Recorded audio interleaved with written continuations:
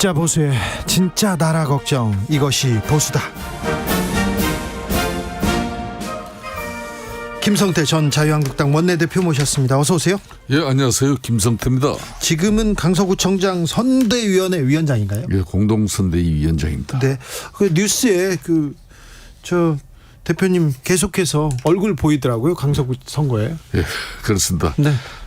추석 연휴 기간 동안에도 네. 추석날 당일만 네. 빼고는 뭐 강서구는 지금 선거로 핫한 지역이 되어 있죠. 네. 특히 우리 국민의힘 같은 경우도 김기현 당대표가 네. 추석 당일만 빼고 거의 6일을 내리 네. 그냥 강서구에 총 출동하던데요. 총력전이던데요. 그렇습니다. 그렇게 됐습니다. 총력전을 펼치다가 지면 크게 상처받을 텐데요. 민주당도 지금 현재 사실상 당대표 변에 입원해 있는 네. 이재명 대표를 빼고는 지금 뭐 최고위원을 포함해서 네. 모두 총출동이 되어 있고 예.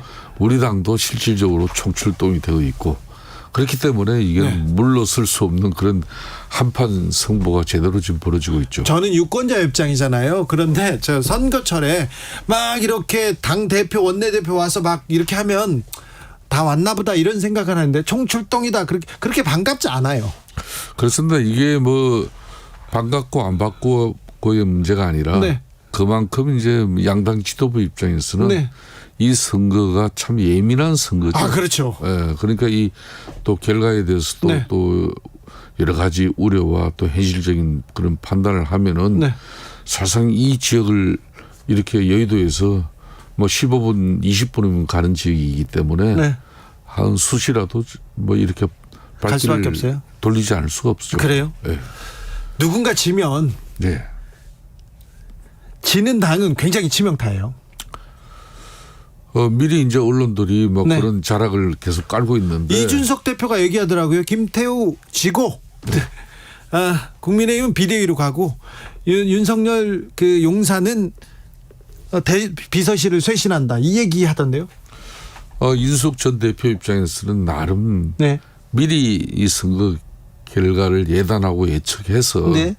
뭐 다양한 그런 선택지에 대해서 뭐 지금 판단을 해봤지만은 너무 섣부른다는 그런 판단도 있죠. 네, 그래요. 결론은 이제 강서 구민들이 이번 강서구청장 보궐선거를 정치적 판단을 할 것이냐, 안 그러면은 실사구시적 지역 발전을 위한 판단을 할 것이냐. 저는 그 양갈래길에서 지금 많은 고민을 하고 있다고 보고 있습니다. 아, 그럴까요? 예.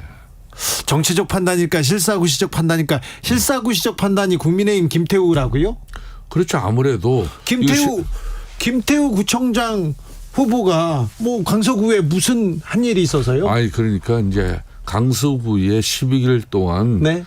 강서구 구정을 통해서 이게 특히 이 구정이라는 것은 구민들의 수군 사업이나 또 지역 개발 발전을 위해서는 서울시 또 정부와 필연적으로 협조적 관계가 이루어져야만이 실효적인 그런 효과가 나옵니다. 그런 측면에서 윤석열 정부와 또 오세훈 서울시정, 뭐 김태우 강서구정이 맞물려 돌아가면은 아무래도 강서구의 지역의 수건이나 또 지역의 발전적인 측면에서는 뭐 실사구시적으로 지역 발전이 이루어질 수 있을 것이다. 네. 이렇게 우리는 보고 있는 거죠. 김태우 후보가 40억 원 선거 비용은 애교로 봐달라 이렇게 얘기했는데 이 말은 실수죠. 그거는 뭐 선거 운동 과정에서 네. 현장에서 경황 없이 한 이야기인 것 같아요. 뭐 보다 이제 자기가 강서 구정을 더 열심히 잘해서 그만큼 강서 구민들에게 더 뭐 발전된 강서로서 자기는 보답하겠다는 이야기인데 이 부분은 경황 없이 한 이야기죠. 지금 공동선대위원장으로 활동하고 계신데 네. 저 대표님 현수막에 방화로 의심되는 그런 화제가 있어서요. 그러니까 이제 며칠 전에도 강서구 방화 사거리, 방신시장 사거리 그쪽에서 방화 사거리에서 방화 사건이 나왔습니까? 그 방화 사거리, 방화동 방신시장 사거리는 네. 그 민주당 당원 개딸로 이렇게 보여지는 분이 국민의힘 선거 운동원을 이렇게 우산으로 폭행하는 그런 장면이 TV에도 많이 나갔잖아요. 예. 그런 일도 있었고 심지어 또 뭐 또 저의 또 이런 추석 인사 플랜카드에도 네. 또 불을 지른 방화범도 있었죠. 너무 선거가 네. 지역 주민들 일부 유권자지만은 좀 평정심을 과열돼 있어요. 잃어가는 것 같아서 걱정이에요. 누구에게도 도움이 안 됩니다. 그렇습니다. 특별히 뭐 민주당 지지자가 지금 김성태 의원의 현수막에 방화했다면 이거는 민주당한테도 도움이 안 되고요. 지지하는 사람들한테도 전혀 도움이 안 되는 일입니다. 이거 사법 처리됩니다. 절대 있어서는 안 될 일입니다. 그런데요. 예. 그때 판세라는 거를 이렇게 지나가다 선거하고 손 잡아보고 그러면 대표님은 다 알잖아요. 그렇습니다. 자, 이게 어때요 판세가? 이 선거가 네. 시작될 점에는 네. 상당히 어려웠죠. 확실히. 분명히 어렵게 국민의힘이 시작했습니다. 어려운 선거였어요. 어렵게 시작했습니다. 그렇지만은 이 추석 명절을 지나면서 네. 특히 어제 그저께 이렇게 지역에 걸린 고온 산책 나오신 분들이나 또 이제 다시 재래시장에 이렇게 장을 보러 나오신 그런 지역 주민들을 만나보면은 특히 이재명 민주당 대표의 법원 구속영장 발부가 기각되고 그런 측면에서 보수 진영에서는 좀 결집이 이루어지고 있고 아니 또 네. 샤이 보수라 그러잖아요. 네. 이런 분들도 이제 좀 의사 표시가 나오고 있어요. 아니 그 영장이 기각돼 가지고 민주당 지지자들이나 민주당에 대해서 지금 동정론이 더 커진 거 아닙니까? 뭐 주진우 기자의 입장에서는 그렇게 저를 유도하지만은 아니요. 저는 꼭 그렇게 보지는 않아요. 그렇습니까? 그리고 중도층 무당층 입장에서도 네. 지금까지는 전혀 이런 분들은 여론조사에 예. 이쪽이고 저쪽이고 잡히지 않았던 분들이에요. 네. 뭐 이런 분들도 일정 부분 지난번 이제 특히 민주당 이재명 영장 발부 기각이라든지 네. 또 지역에 현실적으로 과연 윤석열 정부 또 오세훈 서울시장의 시정 여기에서 강서구정만 이빨 빠진 그런 형식으로 민주당의 정치적 판단을 해줄 것인가 거기에 대한 것은 이제 현실적 고민을 하는 것 같아요. 자 현실적 고민요? 예. 자 현실적 고민으로 가보자고요. 선거 지금 선거 당일로 가봅니다. 예. 만약에 김태우 구청장 후보가 국민의힘에서 승리했다면 민주당은 어떻게 됩니까? 민주당 입장에서는 상당히 곤혹스러워지겠죠. 네, 곤혹스러운 거 지역에 말고는 왜 그런가면은 네. 지역에 13명의 실질적으로 강서구정을 펼쳐나갈 좋은 자원들이 많았어요. 네. 이 13명을 다 물리치고 억지로 억지 춘향식의 긍정 프레임을 만들려고 진계훈 경찰청 차장을 차출한 거 아닙니까? 그것도 이재명 대표가 전격적인 이런 전략 공천을 통해서 떨어뜨린 거죠. 낙하산으로.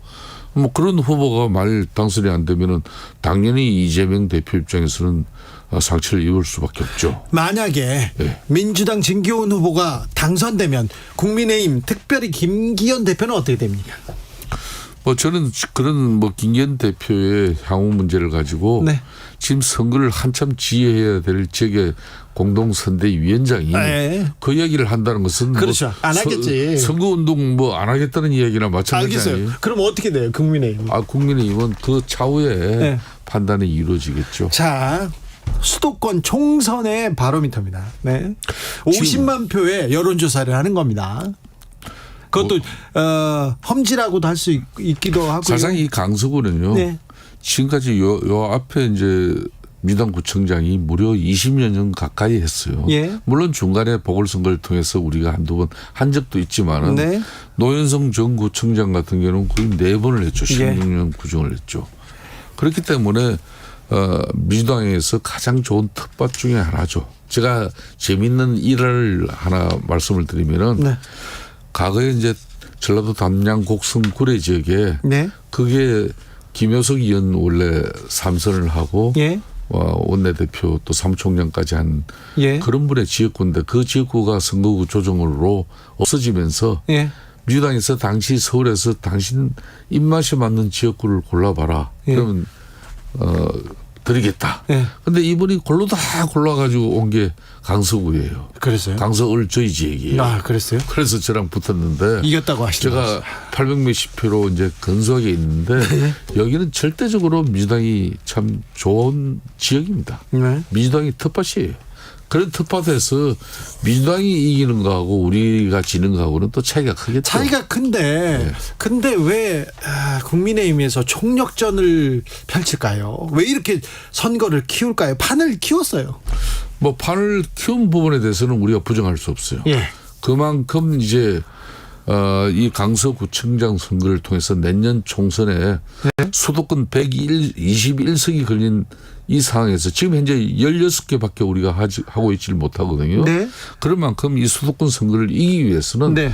그 전초전으로 이 특히 민주당 텃밭인 이 강서구청장 보궐선거를 우리가 이김으로써 내년에 좀 선거 분위기를 우리가 좀 리드해 나갈 수 있다는 그런 전략이 있죠. 알겠습니다. 지면 치명타일 텐데. 예, 그런 뭐 우려도 있습니다. 예, 있죠. 자, 김성태 대표는요. 여야가 화합해야 된다, 대화해야 된다, 어떤 식으로라도 회담을 열어야 된다. 몇 안 되는 이렇게 몇 안 되는 정치 복원론자입니다. 그런데 그래서 여야 영수회담도 하고 대통령도 이재명 대표 만나야 된다 이런 얘기도 하셨어요. 당내 반발에도 불구하고.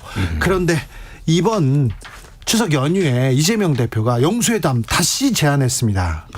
그러니까 이재명 대표가 참 좀 뜬금이 없어요. 일관성을 유지해 줘야 되는데 이게 벌써 8번째 제안이잖아요. 예. 한 달 전에는 이제 더 이상 윤석열 대통령에게 영수회담 하자고 예. 제안하지 않겠다고 그렇죠. 본인이 또 분명하게 얘기를 했잖아요. 예. 그런데 또 뭐 갑자기 또 이제 뭐 영수회담 또 제안을 또 8번째 했단 말이에요. 네. 저는 그런 측면에서 지난번에도 우리 주 기자님하고 이 방송을 얘기했죠. 통해서 얘기를 했지 않습니까? 네. 먼저 일단 여의도 국회, 여의도 정치를 복원을 시켜야 돼요. 예. 그런 측면에서 지금 원내대표들이 예. 좀 서로 주고받고 정치가 복원되는 그런 룸을 민주당 지금 이제 새로 선출된 홍영표 대표에게도 예. 원내대표에게도 줘야 돼요.